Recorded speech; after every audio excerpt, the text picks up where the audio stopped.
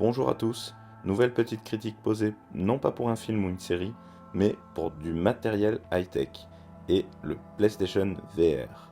Alors j'avais vraiment envie de faire cette vidéo, elle va pas être très longue, mais c'était vraiment pour vous parler de la réalité virtuelle et vous dire un peu ce que je pense de ce casque. Alors, il y aura déjà deux choses à vraiment dissocier. Les gens qui ont déjà goûté à la réalité virtuelle et les gens qui découvrent cela. Je pense que découvrir la réalité virtuelle avec la qualité de ce que Sony nous offre, c'est vraiment génial. Moi, en fait, j'ai commencé la réalité virtuelle avec un DK2. Donc, il faut savoir que c'était vraiment les versions prototypes des premiers Oculus. Donc, vraiment, il y avait une qualité d'image qui était mais abominable. C'était vraiment très compliqué. Mais voilà, moi j'étais vraiment hyper hypé par la techno. Et en fait, j'ai comme ça enchaîné plusieurs casques. Donc un DK2, un Oculus, un HTC Vive. Et puis en fait, par le travail, j'ai pu également goûter à d'autres casques plus haut de gamme. En fait, je suis designer automobile. Dans ce milieu-là, on travaille énormément avec les casques. On va en fait commencer à dessiner des objets, puis après les modéliser en 3D. Donc nous, on fait ça souvent sous Blender. Et après, on passe cela dans les casques et on se rend compte ainsi des masses. Parce que c'est ça qui est extraordinaire avec la réalité virtuelle, c'est qu'on a un rapport d'échelle qui est incroyable. En fait, on ne voit pas un arbre devant nous, on voit vraiment un arbre de 4 mètres de haut. On ne voit pas un dinosaure, on voit un dinosaure de 6 mètres de haut. On voit pas, enfin, vous avez compris le principe, je pense. Mais vraiment, c'est quelque chose de fondamental et qui change tout. Donc vraiment, ceux qui découvrent avec ce casque, ça va être la folie.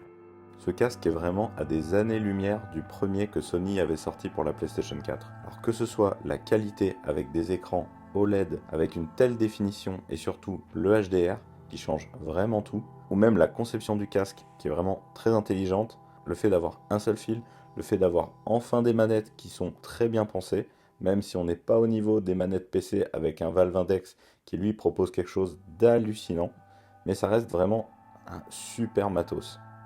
Je trouve que Sony a fait les bons choix. Le fait d'avoir mis de l'OLED, c'est vraiment quelque chose d'indispensable, je trouve. J'avais eu énormément de casques qui n'avaient pas ce type de lentille, et vraiment, ça casse l'immersion. Lorsqu'on a des noirs qui sont gris, on va voir en fait la délimitation des lentilles et du casque, et ça nous casse complètement dans cette immersion. Donc ça, c'est vraiment une très bonne chose. Le HDR également. Après, petit problème, je trouve, c'est le fait d'avoir utilisé des lentilles de Fresnel. Ça fait qu'on a un problème au niveau de la luminosité. En fait, ça va créer des aberrations chromatiques, donc ce que ce soit du glow, du glare. Donc ça veut dire que autour par exemple, on a un texte blanc sur un fond noir. En fait, celui-ci va pas être très bien défini. On va avoir comme un halo lumineux et on va avoir un peu des flares, des petits rayons lumineux aussi. Ça, c'est vraiment dommage parce que vraiment sur tout le reste, c'est vraiment parfait.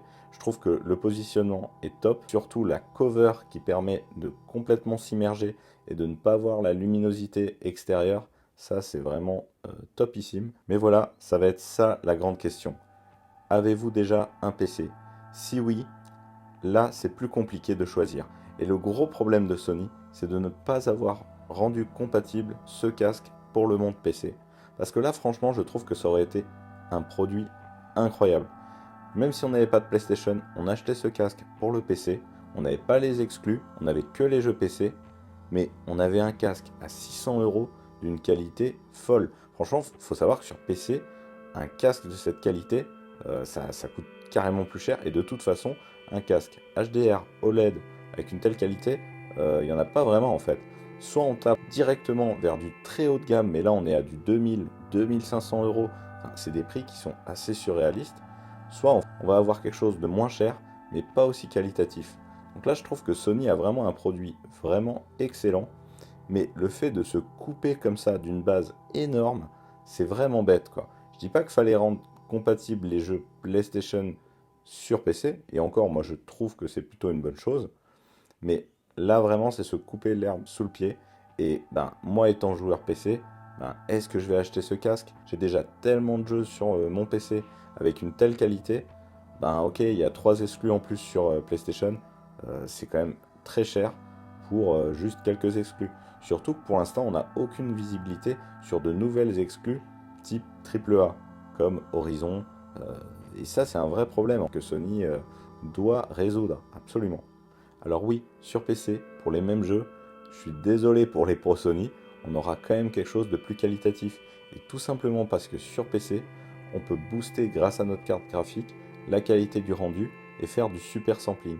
Donc en gros, on fait un suréchantillonnage, c'est-à-dire qu'on va augmenter la définition que le casque en fait ne peut même pas sortir.